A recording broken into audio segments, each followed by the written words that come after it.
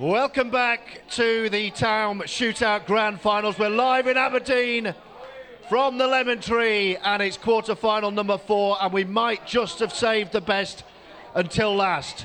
Introducing into the arena a multiple Q Sport champion, quite simply one of the best players on the planet.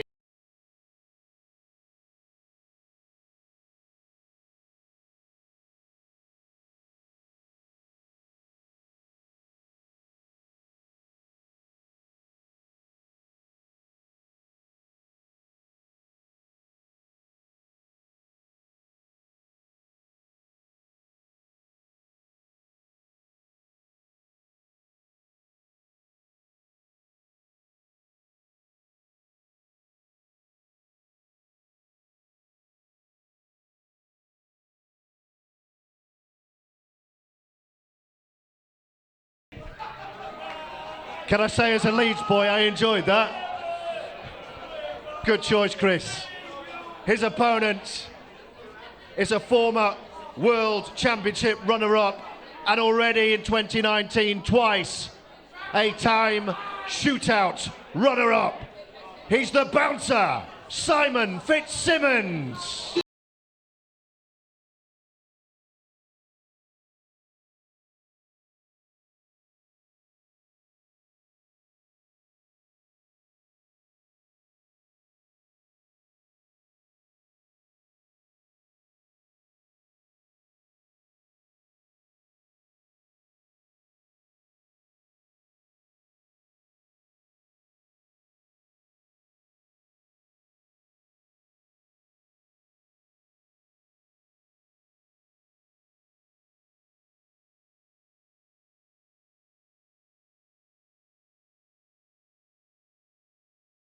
Been the star of the weekend so far.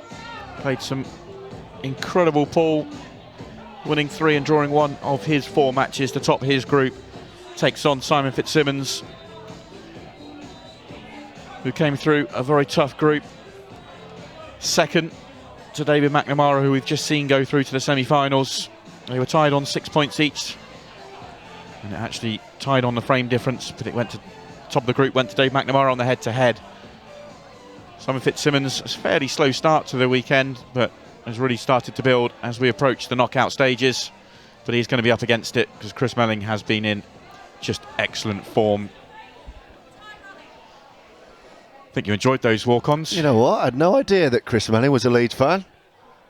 Started off that tune. Oh, hey up. What kind of thing is happening here? What a pleasant surprise that was. Good start for Chris with the opening break.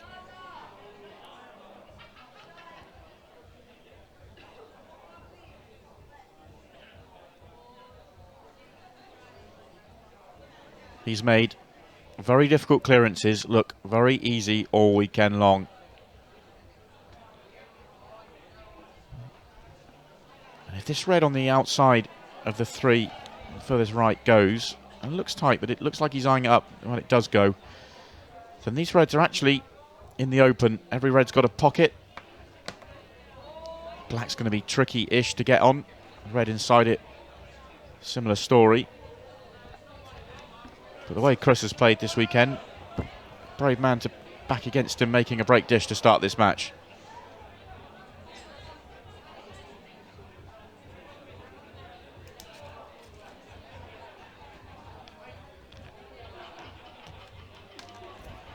Yeah, amazingly, the closest man to beating Melling has been Dennis Taylor, who ended up losing every single match. Dennis was 2-0 ahead and looking good for 3-0 and beyond, and it was a good comeback in the end from Chris Melling, but yeah, Dennis definitely let him off the hook. He's in the arena, by the way, Dennis. Sitting right at the front by the referees, enjoying the climax to this event. Yeah, I bet he's really enjoying this atmosphere. It's been incredible so far.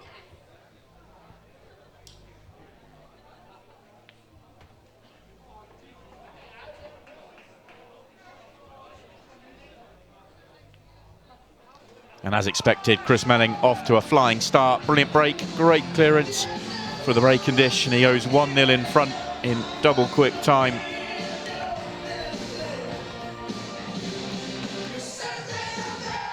Fascinating commentating with Chris. Was it earlier today? Yesterday, I lose track. But just the way he views and talks through the game.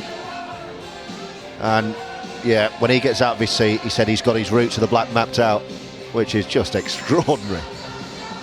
That's the way the top players view the table. They know exactly how they want to go all the way through. What makes the top players is how simple they can make those patterns and those routes look. And Chris and the other top players are on fine form. They never need to play a big shot because they're always in good position and their patterns are so good.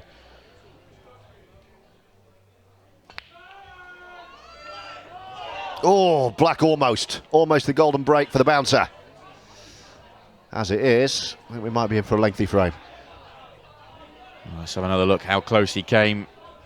Hits both jaws, stays on the table, but that is going to add some time to this frame. Very difficult once the black goes over a corner and both colour sets are in that corner.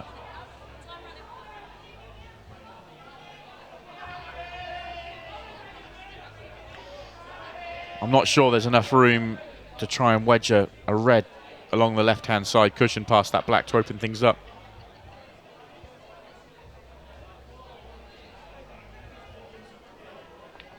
Well, it's what he's trying, but it's gone wrong. And what that's done is actually a disaster for Simon Fitzsimmons. I applaud the aggressive nature of trying to make this happen, but that's incredibly tight to squeeze that red into that corner pocket. But the problem he's got is now that it hasn't happened, the table is now wide open for Chris Melling. And he showed in the previous frame what he can do when all his balls pop.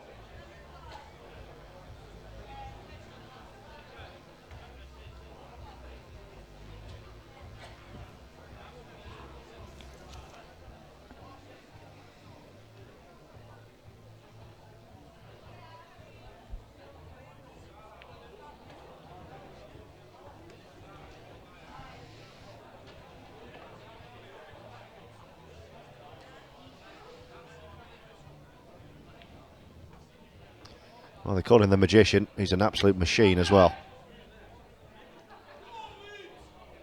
I think he'd have preferred to be on the yellow right on the bottom rail. In fact, he's still going to take the one on the bottom cushion.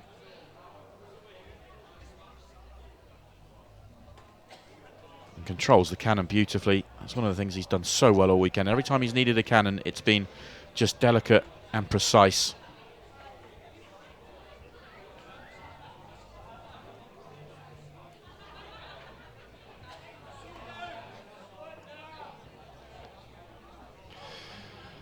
Blink and you miss him.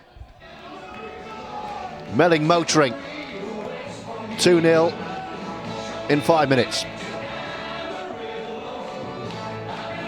How easy does Chris Melling make this game look? If the balls are open, you do not expect him to miss. He is cueing so well. Simon Fitzsimmons, if he didn't know it already, now knows he's in for a really tough battle in this quarter-final.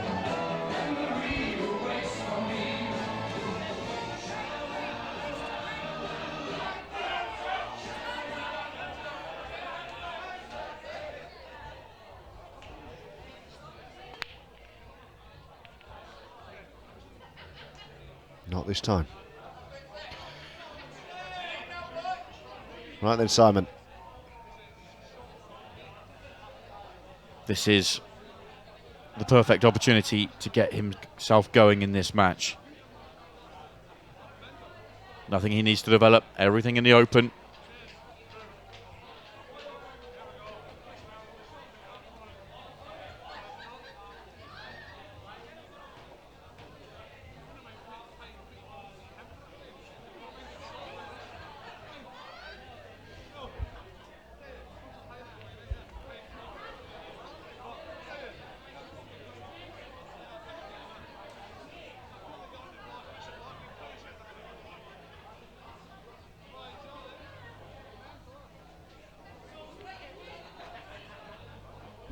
Well, when the draw was made earlier this evening, quality-wise, this was the one that screamed heavyweight contest at me.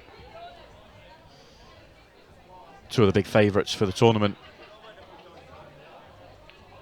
Chris Melling, a big favourite for any event he ever enters, and Simon Fitzsimmons, World Championship runner-up and already twice a Taom finalist this year.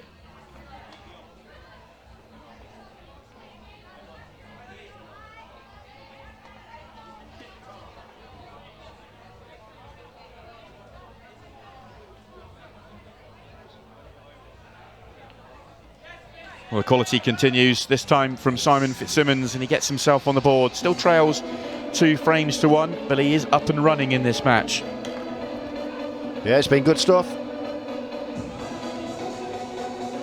Was always going to be thus.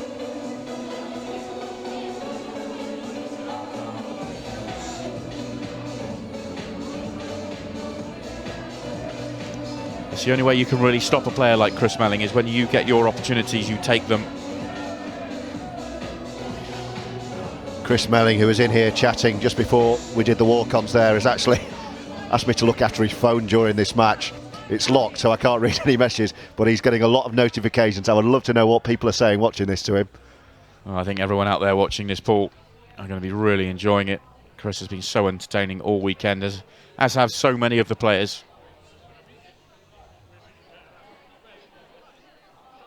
Believe it or not, George, I've had a few notifications myself this weekend. So I hear. Making friends. Trying. I'm saying nothing. Another good opportunity for Simon Fitzsimmons.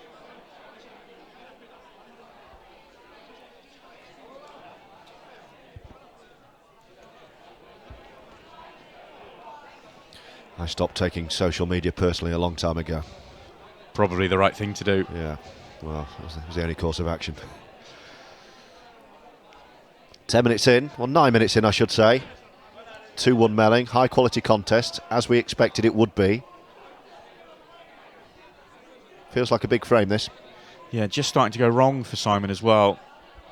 I was just starting to think, well, all the reds have a pocket, and the black, although on the cushion, has a pocket as well. But Simon's chosen to move the black, and that's actually got in the way of some of the reds and not left him on a good next pot, and that's caused him to miss.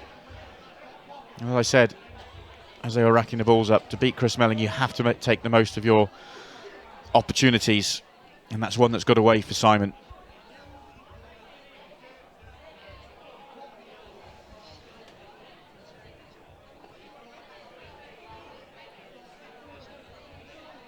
Well, looking at this, you're not expecting anything other than 3-1, are you? First thing you do when you look at the table is, are there any problems, any clusters he needs to work out? And when they're not, you just think, well, he's going to work out a way of getting around the table. Well, I mean, looking at it, you think, well, black's a bit tied up, but he's not. He only needs one good positional shot and he's fine. He has the perfect ball to land on the black as well. The one just to the right of it. If he lands just off straight on that, he can just drift behind it. Those can be missed, but not often by Chris Melling.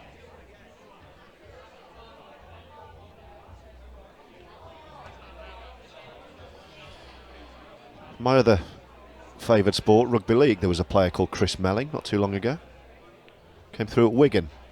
Looked nothing like this Chris Melling. I was going to say, is he any good at ball? I don't know, actually. The 2 Chris Mellings in professional sport. This one's pretty handy. And he has a 3-1 lead.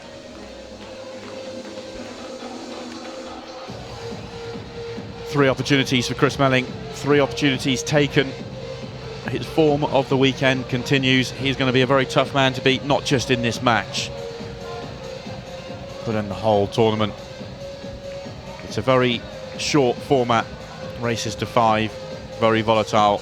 You can be blocked out, but Chris Melling is taking, well, you feel like he's taking every one of his opportunities.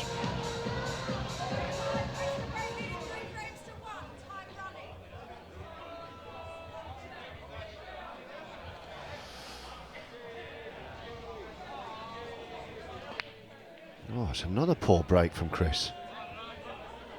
I mean, there's a ball down, but... He had a couple of these yesterday. Well, we discussed it in commentary when Chris joined me, the reason why. He said the longer it goes on these tables, the balls can get indented behind that top ball so that they're not racked up. Nothing to put any kind of blame on the referee. He said it's just the way it happens. It's just the way it is, and that's why you don't get a separation. And he's called it. He's explained it for himself there. There's no point getting mad about it because he's already explained to me why that happened. Yeah, you go into pool clubs around the country and play on tables that have had cloths on for a while, and you'll have this sort of problem quite regularly. It's very hard to get the balls. Well, that's where I've been going wrong. Wasn't me after all. It was the table.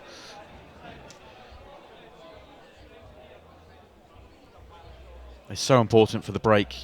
All 15 balls should be touching each other, and when you get the break right, they just explode open. If there's any gaps, normally the gaps around the black are the more severe ones, then you can end up with little breaks like this. Oh, Chris is trying hard to try and open this up. That was his big shot to do so. He's got 2 of the reds out, but 1 has stayed awkward.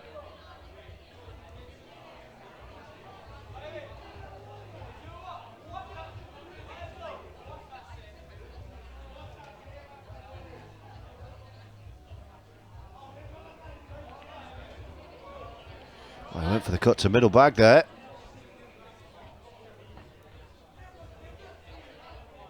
Incredibly tough pot he was taking on and trying to develop the red. It is a mistake. This is where Simon has to really step in. Has to take these out.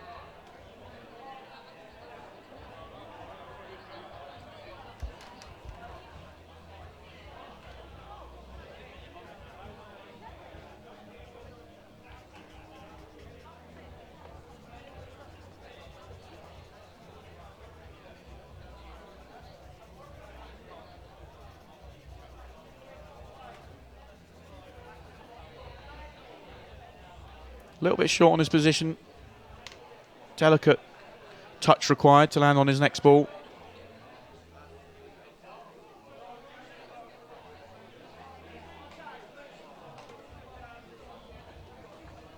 And he is a little bit betwixt and between, but he's okay. Yellow to bottom left.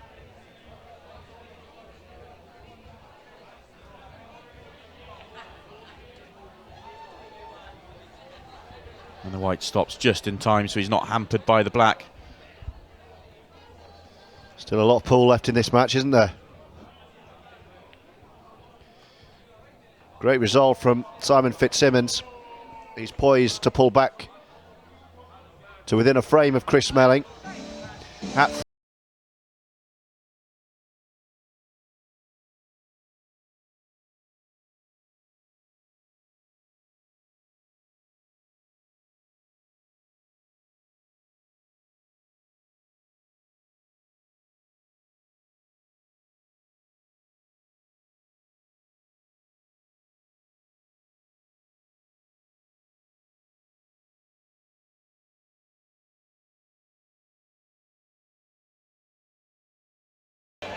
It's only when they're really tight and congested and he's got problems to solve. It's very, very hot in there. You just saw Chris Melling towel to head. Really hot in there. Well, after that break, I think Simon Fitzsimmons is going to be saying the same thing about his break. Yeah. That is a huge break to come up dry with.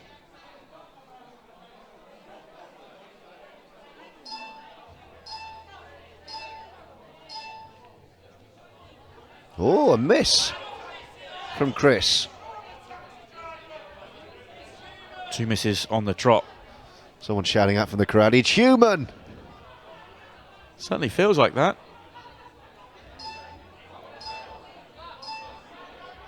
Well, this could be 3-3 in a hurry. And the first bit of pressure on Chris Melling.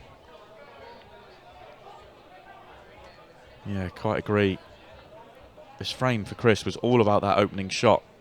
Everything after that opening shot was going to be simple. Now that simple stuff is left for Simon. If anything can be simple in this atmosphere and this pressure.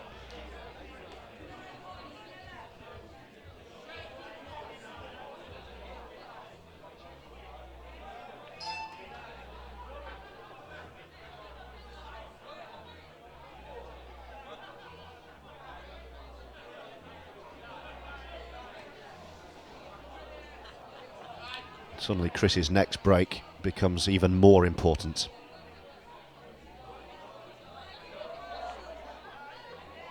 Oh, he stayed out. Just thinking to myself before he played that he would have loved an extra inch or two, just stretching over the balls, and it was just a little bit thinner than he wanted. I didn't expect it to cause him a problem. Now, can Melling master something from here?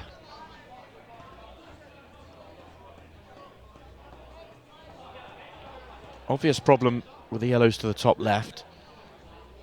He could play the white to the left-hand side of them. They'll both go to the top right. He may be able to get straight enough, or to the straight angle on the one nearest the top left and play a skill shot. Or he may do both in this one shot. Yeah. If he was a bit straighter, he might have to play both here. Oh, he has. Well, he's missed the pot. 3 missed pots for Chris Melling, and that's going to be foul and loss of frame, you would feel. That one was the biggest surprise of the 3 missed pots we've seen from Chris.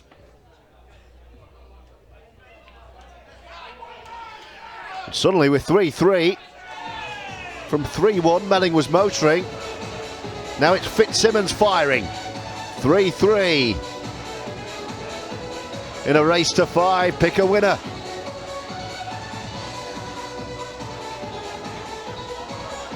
Chris Melling focusing on that table, knows this is a massive moment in this match. His last break was poor.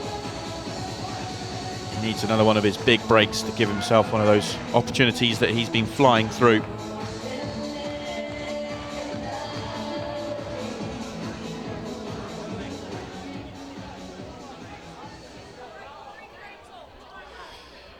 Big break.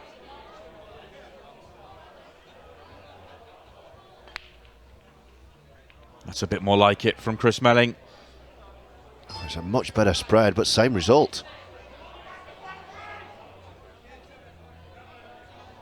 Hard to believe this comes up dry. It's as good as you can hit a break.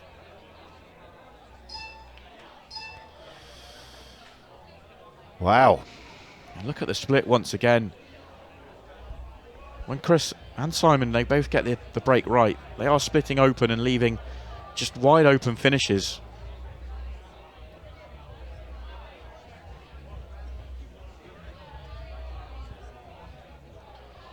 He's starting to believe he can do this, you know.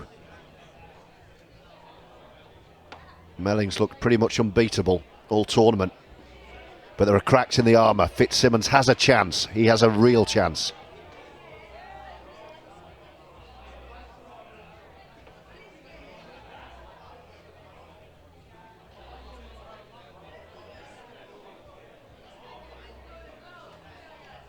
It was a touch thin once again, similar to the last frame. Would have liked to have played on the red on the left-hand side. He can go back for it now and should still be okay. Looks like he's got a nice angle just to screw down through the gap of the yellows. Plenty of room to land on this black. Oh, wow. Wow, was that excitement? I'm not sure how he's managed to come so far across the table. Well, that's the reprieve that Melling had his fingers crossed for, something like that. And now you've got to fancy Melling from here. Might be a quick snooker from Melling before he goes for the finish. I think that's an absolute certainty. Well, Simon made the mistake in the previous frame and Chris didn't punish him.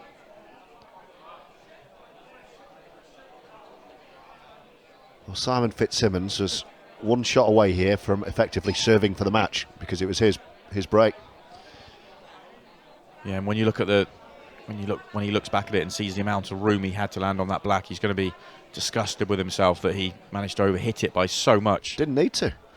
Just needed to go through the gap of the yellows, leave the white anywhere near the middle of the table. That's got to be, for me, that's got to be adrenaline. He's clearing up for a lead against Chris Melling to move within a frame of beating him. Knocking him out. this the result. I can only think that Simon was perhaps feeling that the angle he had, he was going to be cannoning the outside of those 2 yellows, and which is why he played it so firm. Either way, it was a poor misjudgment, and it's going to cost him. Well, it's certainly going to cost him the frame. Or is it? Where's he gone there? Well, that's another I can't mistake. believe he's played that. This isn't done yet. It's a stretch for Chris, and the clock's against him. Yeah, didn't get much thinking time. Where's he going to knock the black?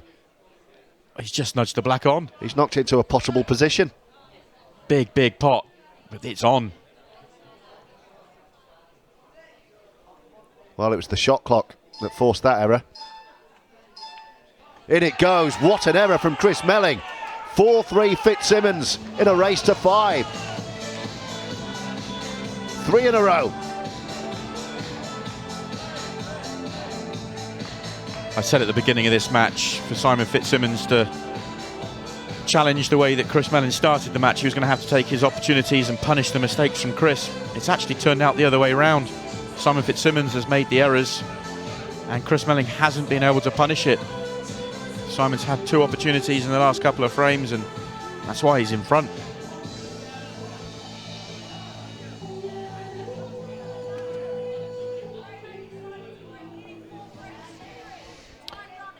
Six minutes for Chris Melling to win 2 frames, Simon Fitzsimmons to win 1, and it's the bouncer to break. He's got a big break. He's got a huge break.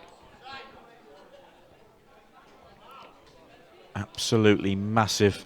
A number of balls into the top half of the table.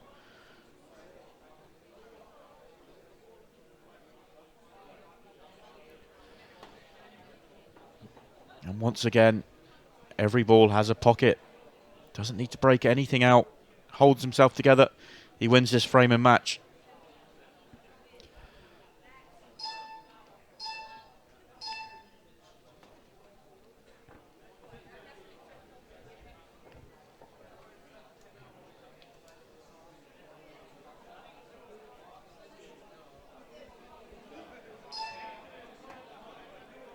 Melling relying on an error. Only Simon Fitzsimmons can stop himself.